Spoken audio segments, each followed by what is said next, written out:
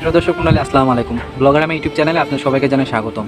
এই যে পোস্টটা একটু দেখেন, এই ছবিটা একটু ভালো করে খেয়াল করে দেখেন। ঘটে গেল একটা মর্মান্তিক ঘটনা। চিন্তা করতে পারছেন ভাই, একটা দেশ, বাংলাদেশের মতো একটা দেশ, যে জায়গায় 90%-এর উপরে মুসলমান, সেই দেশে একটা হিন্দুর দ্বারা 7 দিন ধরে নৃশংসভাবে ধর্ষিত হয় এক বোন। একবার কল্পনা করে দেখেন, যে জায়গায় 90%-এর মানুষ মুসলমান, অথচ আমি একটা জিনিস দেখে অবাক হয়ে গেলাম যে একটা মিডিয়া, একটা ভালো কোনো মিডিয়া, বাংলাদেশে কিন্তু অনেক ভালো ভালো মিডিয়া আছে, সময় টিভি, যমুনা টিভি, আরও অনেক ভালো ভালো মিডিয়া আছে, একজনেরও দেখলাম না এই বিষয়টা হাইলাইট করলো। অথচ একটাবার আপনি আমাকে বোঝান যে এই জায়গাটাতে যদি কোনো হিন্দু মহিলা থাকতো, যদি কোনো মুসলমান কোনো একটা হিন্দুকে, মেয়েকে ধরে 7 দিন ধরে ধরে যে এরকম পাশাপাশি অত্যাচার করতো, তাহলে এতক্ষণ বাংলাদেশে কী তুলকালাম হয়ে যেত।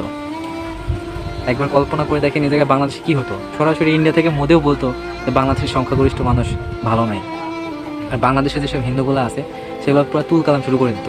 অথচ এই হচ্ছে আমাদের দেশ, মানে 90 থেকে 92% মুসলমান যে জায়গায় স্টিল মুসলিম, সে জায়গাতে একজন মুসলিম বোন ধর্ষিত হয়েছে, অথচ কোনো মিডিয়ার, কোনো মানুষের বিন্দুমাত্র মাথা ব্যথা নাই। এই দেশের সরকার, এই দেশের মিডিয়া ধিক্কার জানায়, সব কিছুর ধিক্কার জানায় যে এই দেশের, মানে এই দেশে জন্মগ্রহণ করা যে কত বড় পাপ। এই দেশে জন্মগ্রহণ না করলে বুঝতাম না। এটা মিডিয়া, তারা কি চাইলে কি পারতো না?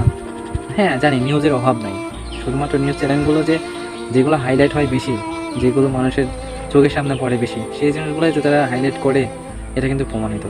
ডক্টর ইউনূস স্যার যখন ক্ষমতায় আসলেন, খুব আশা ছিল, বুক ভরা আশা ছিল যে দেশের মানুষের উন্নতি হবে, দেশের মানুষের অন্তত মেন্টালি চেঞ্জ হবে। কিন্তু এখন দেখতে পাচ্ছি যে আসলে ভাই, সুশীল দিয়ে দেশ চলে না, সুশীলতা দিয়ে দেশ চলে না।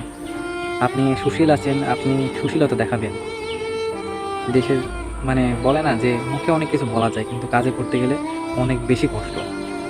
যেটা বলতে সহজ, সেটা কাজ করতে অনেক বেশি কঠিন। যে দেশ চালানোটা এত সহজ না। দেশের আজকে কোন দিক দিয়ে ভালো আছে বলেন?